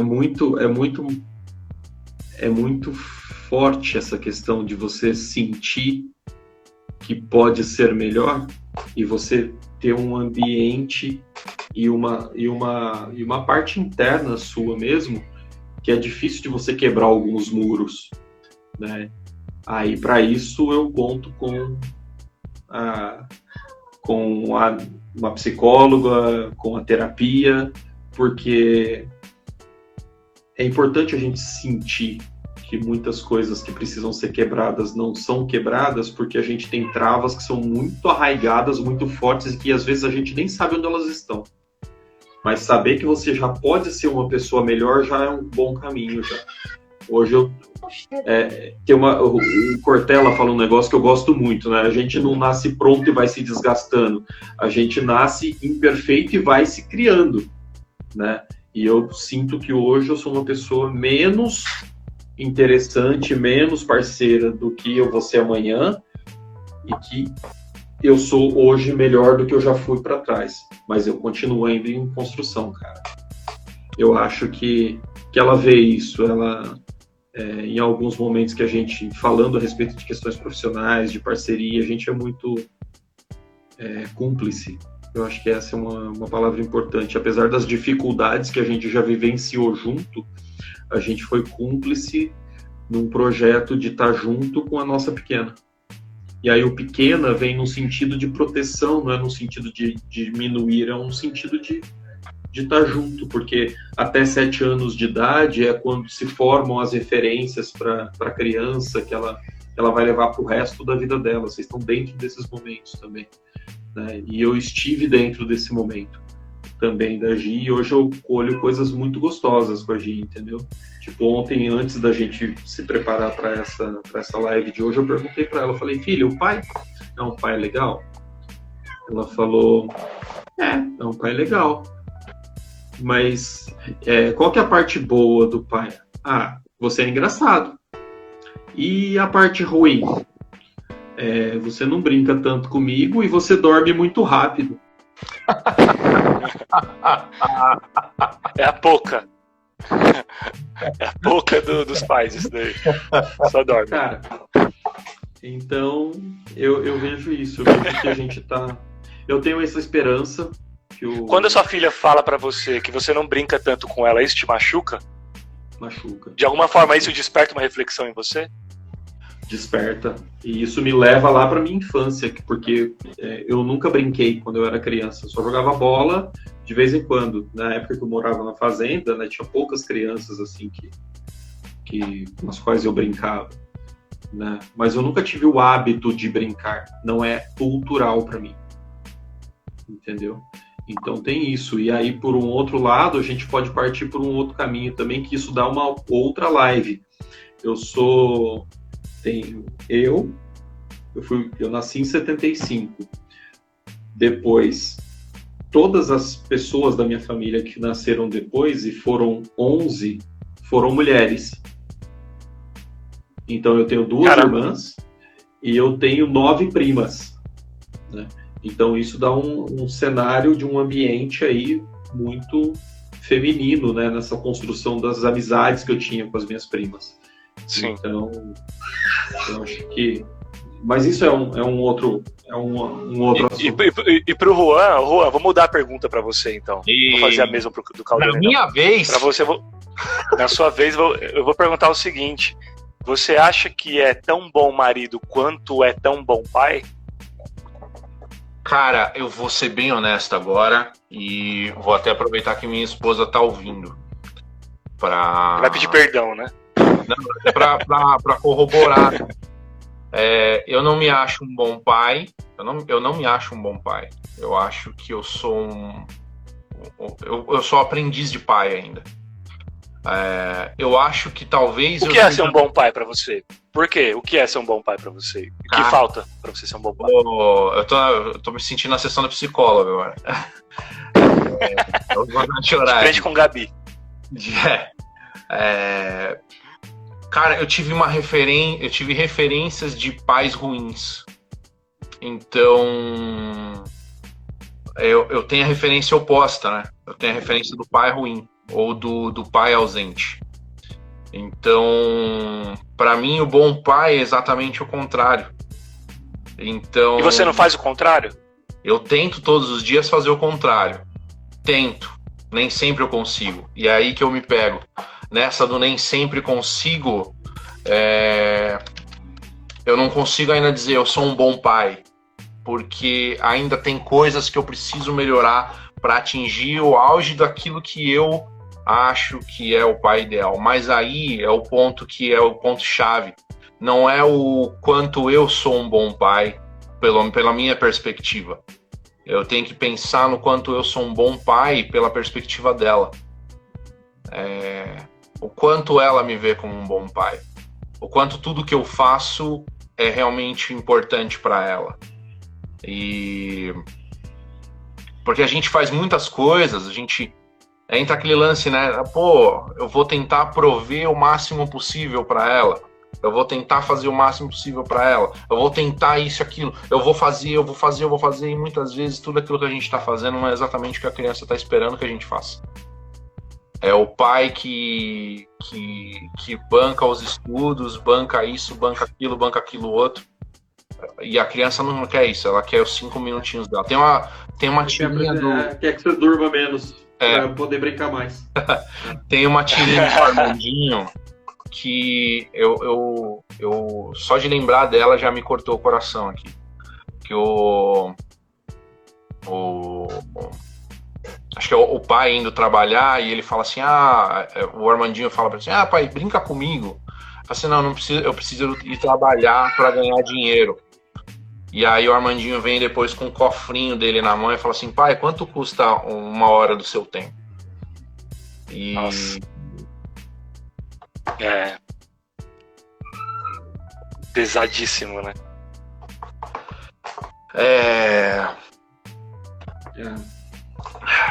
E é isso. Pô, eu tô aqui, eu tô em home office, né? E todos os dias minha filha tá aqui, ela tá brincando e não sei o que, e aí ela quer atenção e eu tô no meio de uma reunião, eu tô no meio de um negócio aqui, e ela tá aqui do meu lado e eu falo, caramba, eu passei tanto tempo querendo ficar com a minha filha, querendo ficar do lado dela, querendo ficar perto dela, porque eu tava longe, porque eu sentia saudade, e porra, agora eu tô do lado dela e eu não consigo estar com ela. Então, são essas coisas que eu paro pra pensar e falo assim, cara, eu acho que eu não sou um bom pai. Eu poderia ser muito melhor do que eu sou. Então, nesse aspecto, eu espero que um dia eu pergunte pra ela, eu seja velhinho, com cabelos mais brancos do que eles já estão, e eu pergunte pra ela, filha, eu fui um bom pai? E ela me diga que sim. Eu acho que isso vai ter valido a minha vida toda. Essa vai ser a recompensa, sabe? Eu poder perguntar pra ela e ela me dizer que eu fui um bom pai.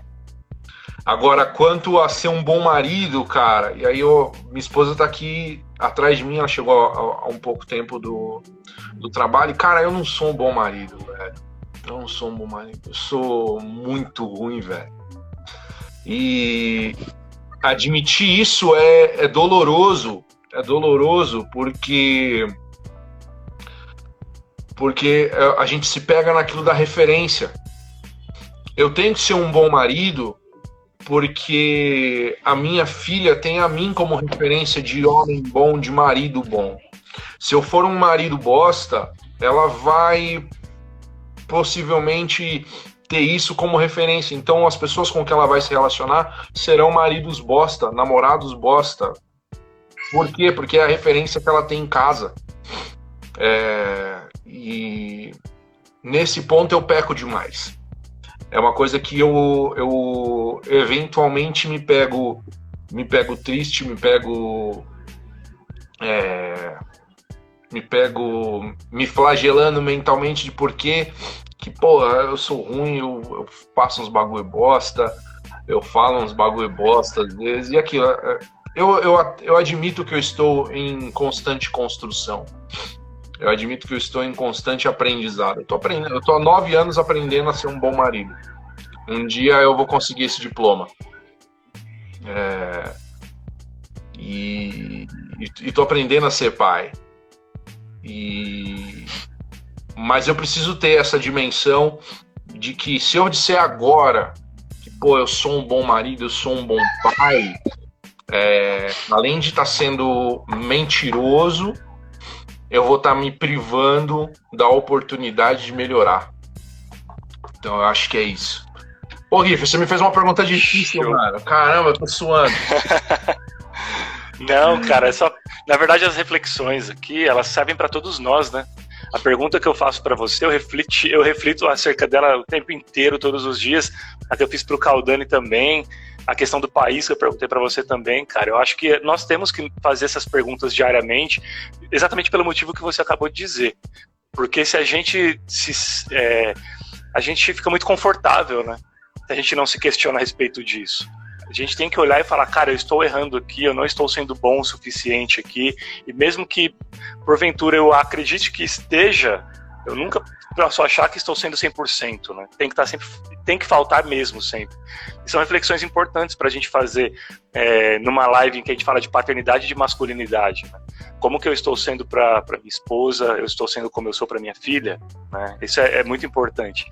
Vamos acabar, eu vou encerrar a live, mas eu não posso encerrar a live do paternidade.doc sem propor a vocês para participar do quadro que tem lá no podcast do paternidade.doc. Eu não sei se vocês já ouviram o paternidade.doc, meus parceiros. Todo programa, no final do programa, eu tenho um quadro que se chama Cápsula do Tempo. E eu quero que vocês participem agora ao vivo da Cápsula do Tempo. Pela primeira vez será ao vivo, né, com a imagem das pessoas, porque lá são apenas lá é apenas áudio, né? Então aqui as pessoas terão oportunidade de vê-los. E para as pessoas que não conhecem o Paternidade.doc, a Cápsula do Tempo e para vocês também, claro, os dois, é o seguinte: esse é o momento em que o Juan e o Caldani, eles vão mandar um recado para as filhas dele, para que elas possam ouvir no dia em que eles não estiverem mais aqui vivos nesse mundo. É um recado. É um recado que vocês vão passar para elas em primeira pessoa. Vou começar primeiro com o Caldani.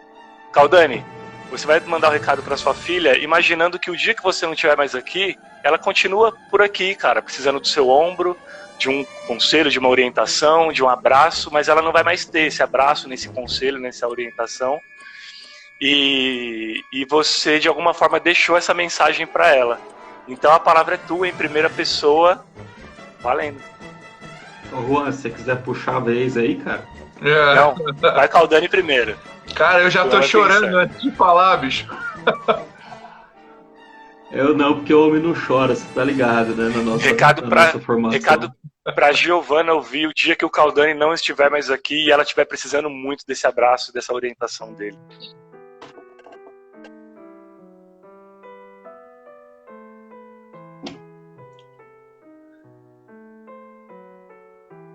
Cara, filha, o pai sempre esteve muito presente com você no coração. Menos do que o pai queria de estar presente pessoalmente, assim, nas brincadeiras, nas piadas,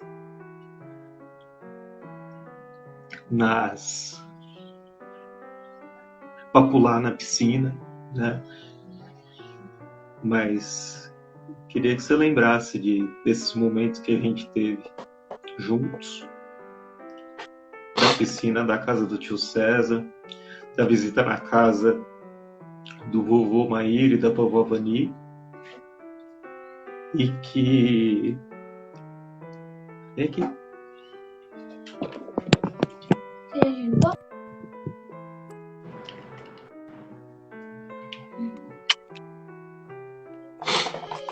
Deixa eu só terminar uma coisa que eu tô falando aqui agora, que eu já tô indo. Tá, é porque eu ia falar. Você já tá terminando? Tô terminando já, tá bom? Não deixa ela pegar spoiler, não. Cara, e eu queria que você lembrasse desses momentos, inclusive esse que a gente acabou de vivenciar aqui agora. É muito louco, porque eu tava falando tudo isso olhando pro teto, porque eu não tava conseguindo olhar no teu olho. Aí você apareceu aqui, eu olhei. Te amo. Força. E eu sempre vou estar junto do coração.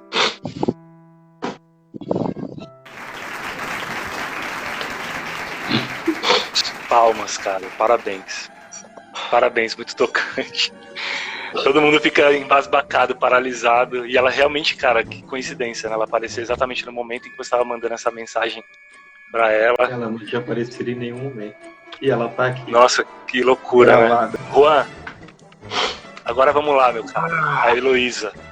O dia que ela estiver aqui, adulta, você não estiver mais e ela precisar do seu ombro, do seu colo, de uma orientação, porque ela vai ter seus momentos de angústia, de tristeza, de euforia, de alegria. O que você gostaria que ela ouvisse em primeira pessoa, só pra Elo?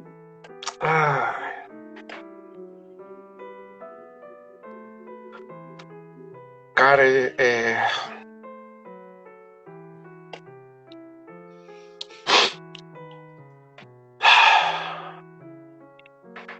Bom, filhota, bebeza,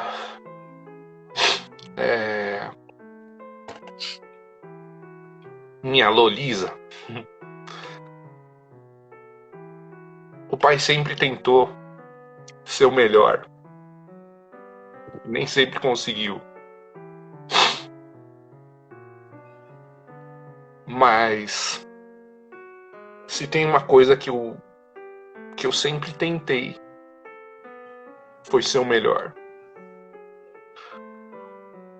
Você talvez não lembre, mas a primeira vez que você tomou uma injeção, o pai olhou no seu olho, segurou sua mão e falou: eu não vou mentir pra você. Vai doer. Vai doer, mas passa. Vai doer, mas passa. E enquanto estiver doendo, o pai tá aqui. O pai não vai deixar você cair. O pai não vai deixar acontecer nada. E se acontecer alguma coisa, o pai vai estar aqui. Sempre. Então, eu só quero que você lembre sempre, sempre, sempre, que por mais que eu não tenha conseguido viver os 100 anos que você queria, o pai sempre vai estar aqui. E eu sempre quis o melhor pra você, em tudo. Você pode tudo. Você pode tudo. Nunca deixe ninguém dizer o contrário. Porque desde pequena eu te criei para poder fazer tudo. Você sempre quis muitas coisas. E tudo aquilo que você quer, você pode. Você consegue. O céu é pouco para você. Voa. Voa, minha menina. Voa porque você consegue. E eu vou estar sempre aqui. Sempre aqui. E se eu não estiver aí, com você me vendo, com você tocando, pai, saiba que eu vou estar dentro aí do seu coraçãozinho. Porque, assim como eu sempre te digo, quem é a princesa do pai? Quem é a riqueza do pai? Quem é o amor da minha vida? Quem é o meu tesourinho? O tesourinho a gente guarda no baú. E esse baú tá aqui, ó, no coração do pai, pra sempre.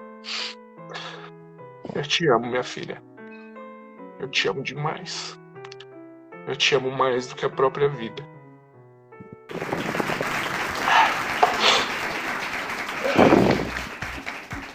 Rapaz. Ai, ai. Vocês dois, vocês querem derrubar o apresentador aqui, cara. Que isso. Que declarações maravilhosas. Só tenho a agradecer. Parabéns, viu, Juan, pela sensibilidade aí. Parabéns, Caldani. Obrigado a todo mundo que ficou com a gente. Antes de me despedir, enfim, para vocês que acompanharam a gente ou ao vivo ou estão assistindo gravado, que procurem lá paternidade.doc nas plataformas Deezer, Spotify, Google Podcasts, Apple, enfim, todas. Tem muitos capítulos, muitas histórias maravilhosas, todas com cápsula do tempo, muitos pais que choraram e se emocionaram e me fizeram me emocionar também, porque não tem como, quando toca nesse tipo de assunto, quando toca numa reflexão que é surreal fazer, né, pra gente, é inevitável que a gente se emocione. Então, vocês que gostaram da live, eu vou provavelmente promover outras aí com outros temas. Espero que vocês tenham gostado. Procurem paternidade.doc nas mídias sociais. Sigam aí também o Caldani, quem não segue, o Juan. Me sigam também, quem não me segue, para continuar absorvendo conteúdos acerca de paternidade. E, caras, eu só tenho a agradecer vocês também, cara. O Caldani, obrigado, bicho, por ter aceito o meu convite, por ter agregado e abrilhantado tanto aí essas horas que a gente passou junto. Uma honra, obrigado, viu, gente? Feliz Dia das Mães também, para as nossas esposas, para as nossas mães, para quem te... Parabéns, valeu, Fê, obrigado, cara, foi uma honra. Juan, prazer em obrigado, conhecê-lo, cara. Juan. Obrigado por ter abrilhantado também e ter trazido tanta emoção aí, tanta sensibilidade para o nosso papo. Você foi muito generoso, inclusive, em abrir coisas muito íntimas aí com a gente, em compartilhar, e certamente inspirou muito. Eu, pelo menos, saio um homem diferente desse encontro, com certeza. Obrigado, Juan. Tá bom, tá bom. Acho que tá chegando. Oh. Chegou no finalzinho. Ó quem tá aí. Manda um... Oi, Lu. Oi. Tudo bem? Seu pai tava chorando, viu? Já vieram resgatar a gente, ó, tá vendo? A Gi veio me resgatar, a Elô veio resgatar, a Laís veio te resgatar. Gente. Giffer, quando você me convidou, sim, meu coração se encheu de alegria de verdade. Eu nunca escondi o quanto eu sou seu fã. E é engraçado, né? A gente se conheceu lá no Senac, nos tornamos amigos. E aí, numa conversa, eu descobri que eu já seguia você sem saber que era você. Pelas redes sociais. E, cara, maravilhoso tá aqui, Caldani. Prazerzaço te conhecer, irmão. Saber um pouco da sua história, da sua paternidade. E obrigado por dividir isso comigo, com a gente, todo mundo que assistiu, que acompanhou, muito obrigado, pessoal lá do trabalho, pessoal que estudou comigo, pessoal da família, enfim, todo mundo que chegou aí, muito obrigado, Giffer, uma honra gigantesca estar aqui, que seja algo realmente que fique para a posteridade, e espero de verdade que um dia a minha futrica aqui possa assistir essa live, ouvir essa live e perceber que a gente tentou muito deixar um mundo melhor para as meninas. Eu acho que esse é o ponto. Com certeza. Maravilha. Gente, obrigado. Obrigado a todos que ficaram com a gente. Valeu, Juan. Valeu, Caldani. Gente, bom descanso. Bom final de semana. Bom final de semana, não, que dia é hoje? Não, é bom final de semana mesmo. Hoje é quinta. Beijo. Fiquem com Deus aí. Se cuidem. Tchau, tchau, tchau, gente. Fiquem com Deus. Tchau.